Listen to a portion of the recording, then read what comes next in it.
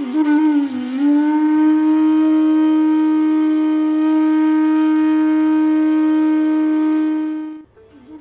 જ કોઈ વૈષ્ણવ મને પૂછતું હતું કે અમારા ઘરના બાળકો વારે વારે પૂછે છે કે એકાદશીનો વ્રત શા માટે કરવું જોઈએ, અને એકાદશીનું વ્રત આપણે કરીએ એ વાત ખાલી શાસ્ત્રોમાં લખી છે એટલે કે એની પાછળ કોઈ લોજિક પણ છે, અને એ લોજિક અમને સમજાય તો અમે કરવા તૈયાર છીએ. તો જુઓ, આપણે ત્યાં ઋષિ મુનિઓએ, આપણા શાસ્ત્રોએ જે પણ કરવાનું કહ્યું છે એની પાછળ આધ્યાત્મિક કારણોની સાથે સાથે એક સ્વસ્થ રીતે જીવન જીવવું એની એક સિક્રેટ પણ રહેલી હોય છે. હવે જ્યારે આપણે એમ કહીએ કે એકાદશીમાં વ્રત કેમ કરવું, અને આપણા પુષ્ટિ માર્ગમાં કહેવાય ને કે જ્યારે વ્રતની વાત આવે તો આપણે ત્યાં માત્ર આટલા વ્રત યાની આટલા ઉપવાસ કરવાની આજ્ઞા આપણા ત્યાં છે. 4 જયંતી અને એકાદશીના વ્રત, એના સિવાયના બીજા બધા વ્રતો જે લોક પ્રચલિત છે એ વ્રતોનું આપણે ત્યાં એટલું મહત્વ નથી રહેતું, સિવાય 4 જયંતી અને એકાદશીનો ઉપવાસ, એકાદશીનું વ્રત. હવે આપણને લાગે કે આ એકાદશીના દિવસે અન્ન ન લેવું, એકાદશીના દિવસે ઉપવાસ કરવો, એની પાછળના કારણ શું છે, શા માટે કરવું જોઈએ? અને પ્રશ્ન ન જાગતો હોય તો મનમાં જાગવો પણ જોઈએ. આજે યુવાનો જ્યારે પ્રશ્ન પૂછે તો માતા પિતા કહે છે કે ના, આવું ન પૂછાય, આમ ન કહેવાય. પણ હવે તો હું જોઈ રહ્યો છું કે યુવાનોની અંદર પણ જિજ્ઞાસા જાગી છે, એ લોકો જાણવા માંગે છે, પણ આપણે એ વસ્તુ એમને જેવી રીતે એમના ગળે ઉતરે આપણે કહેતા નથી. માટે એ લોકો જે કરવાની ઈચ્છા રાખે છે, પોતે ફોલો કરવાની ઈચ્છા રાખે છે, પણ જ્યારે એમને કન્વિન્સિંગ લાગે એ પ્રમાણે આપણે એક્સપ્લેન કરીએ તો એ વસ્તુ ફોલો કરવા માટે પણ આજની યુવા પેઢી તૈયાર હોય છે. તો આપણે ત્યાં પહેલા એનું આધ્યાત્મિક મહત્વ જોઈએ તો ભાગવતજીની અંદર વર્ણન આવે છે કે જ્યારે પરીક્ષિત અને કલયુગનો સંવાદ થયો અને કલયુગે પરીક્ષિતને કહ્યું કે મને રહેવા માટે અમુક જગ્યાઓ આપો. ને ત્યારે આપણે જાણીએ છીએ કે પરીક્ષિતે અમુક સ્થાન રહેવા માટે આપ્યા, જ્યાં મદિરાપાન થતું હોય, જ્યાં જુગાર રમાતું હોય, વ્યભિચાર થતું હોય, જ્યાં હિંસા થતી હોય, અને સ્વર્ણ, આટલી જગ્યાએ કલયુગને રહેવા માટેના સ્થાન આપ્યા. પણ વિષ્ણુ પુરાણની અંદર બીજા પણ એક સ્થાનનું વર્ણન આવે છે કે જ્યારે કલયુગે પૂછ્યું કે રહેવા માટે મને હજી પણ એક સ્થાન આપો, ત્યારે એમ કહેવાયું કે જા, એકાદશીના દિવસે અન્નમાં તારો વાસ. યાની એમ કહેવાય છે કે એકાદશીના દિવસે અન્નમાં કલયુગનો વાસ, અને એટલા માટે એ દિવસે આપણે અન્ન ગ્રહણ નથી કરતા, અન્ન નથી લેતા. તો આ તો એક કારણ થયું. બીજું કારણ એ પણ છે કે જેવી રીતે સમુદ્રને આપણે જોઈએ, દરિયાને આપણે જોઈએ તો એમાં પાણી રહેલું છે અને એમાં સોલ્ટ વાળું એટલે કે ખારું પાણી રહેલું છે, ને જ્યાં ખારું પાણી હોય તો દર 15 દિવસે ચંદ્રમાના મુવમેન્ટને કારણે એમાં ભરતી અને ઓટ આવે છે. ક્યારેક પાણી વધે, ક્યારેક ઘટે, તો ચંદ્રમાની મુવમેન્ટની સીધી અસર એક ખારા પાણીની ઉપર પડે છે. તો આપણા શરીરમાં પણ 3 ભાગમાં પાણી છે અને આપણે પણ મીઠું લઈએ છીએ, સોલ્ટ લઈએ છીએ.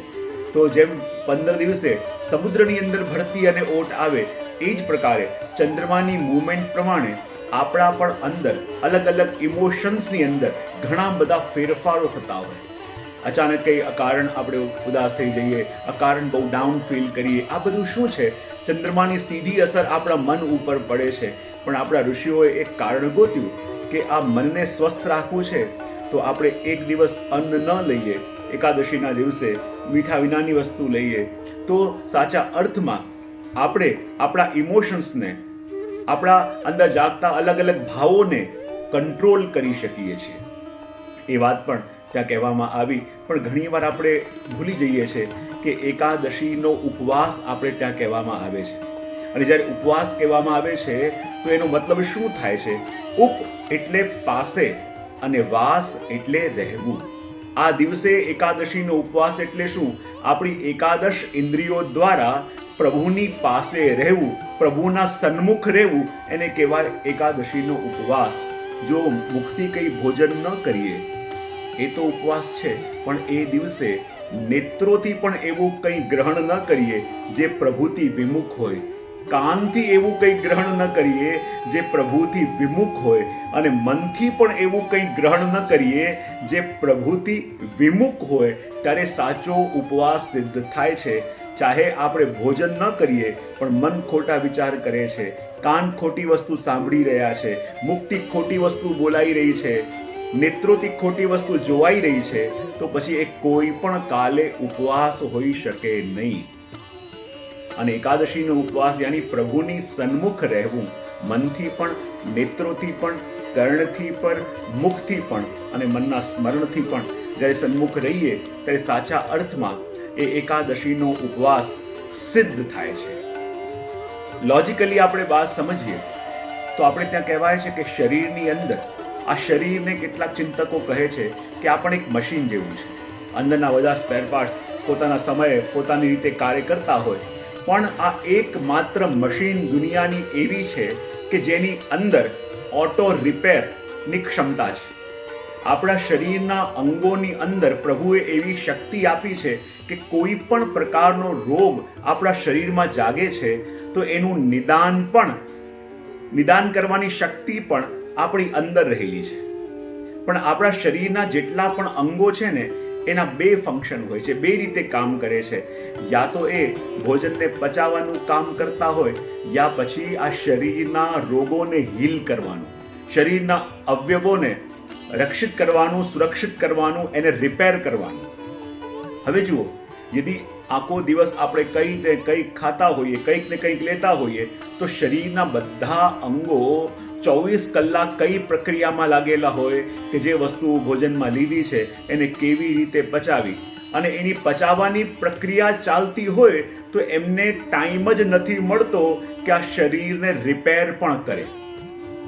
એટલે આજકાલ ઉપવાસની અને ફાસ્ટ કરવાની એક આખી થેરેપી ડેવલપ થઈ છે, અને એ લોકો એમ કહે છે કે અઠવાડિયામાં પણ એક દિવસ આપણે પૂરો ઉપવાસ કરીએ તો એમ કહેવાય છે કે કેન્સર સુધીના જે સેલ હોય છે એ આપોઆપ આપણા શરીરની અંદર રિપેર થવા લાગે.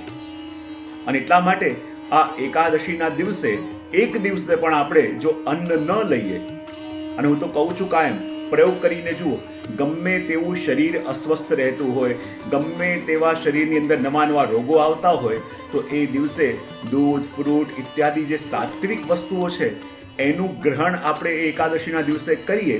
તમે પોતે જોજો કે તમારું શરીર જે આખું મહિનો, આખું વર્ષ ખાલી ભોજન પચાવવા માટે જ કાર્ય કરતું હતું, એને અવસર નહોતો મળતો કે શરીરને રિપેર કરવાનું કામ પણ કરે. પણ 15 દિવસે આપણે એક દિવસ એકાદશીના દિવસે આ શરીરને એવો મોકો આપીએ વ્રત કરીને કે આ શરીરના રોગોને રિપેર કરે, શરીરની અંદર આવેલી કમીઓને એ ઠીક કરે, તો આપણે આપોઆપ સ્વસ્થ થવા લાગીએ. એવી સિસ્ટમ પ્રભુએ આપણા શરીરમાં આપી છે, પણ આપણે એનો ઉપયોગ કરતા નથી. અને એટલા માટે આપણા ઋષિ મુનિઓએ ખૂબ જાણી અને સમજીને આ એકાદશીના વ્રત, આ અલગ અલગ પ્રકારના વ્રતો, ઉપવાસો આપણને બતાવ્યા છે. હવે ઘણીવાર આપણે કહીએ તો પ્રશ્ન મનમાં જાગે, અને ઘણા કહેશે શું કરીએ, અમે પણ વ્રત કરવા માંગીએ છીએ પણ અમારે તો ડાયાબિટીસ છે, અમારું શરીર સ્વાસ્થ્ય નથી આપતું, તો પછી ભૂખ્યા રહીએ, કંઈ ન લઈએ તો શરીર વધારે બગડે, તો શું કરવું? તો જુઓ, આપણે ત્યાં પુષ્ટિ માર્ગમાં એક વસ્તુ બહુ ધ્યાનથી સમજો. આપણે ત્યાં મુખ્યતા છે ભગવત સેવાની, અને એવા કોઈ સાધન કે જે સાધન કરીને ભગવત સેવા છૂટે તેવા સાધનો એ વખતે આપણે ત્યાં ગૌણ બની જતા હોય છે. અને કદાચ એવું લાગે કે એકાદશીના દિવસે કે બિલકુલ ભૂખ્યા રહેવાતું નથી, તો આપણે ત્યાં અન્ન કોને કહેવાય? આપણે જે ચોખા, ભાત, રાઈસ કહીએ ને, એને આપણે ત્યાં અન્ન માનવામાં આવ્યું છે. તો યદિ શરીર સ્વસ્થ ન હોય અને બિલકુલ ભૂખ્યા રહેવાતું ન હોય, એવી અવસ્થા હોય, તો કમથી કમ એટલું કરવું, એ દિવસે એકાદશીના દિવસે અન્ન એટલે કે ભાત, સખડી જે કહીએ આપણે, એ ન લેવું, તો પણ આપણે એકાદશી કરી રહ્યા છીએ એમ કહી શકાશે.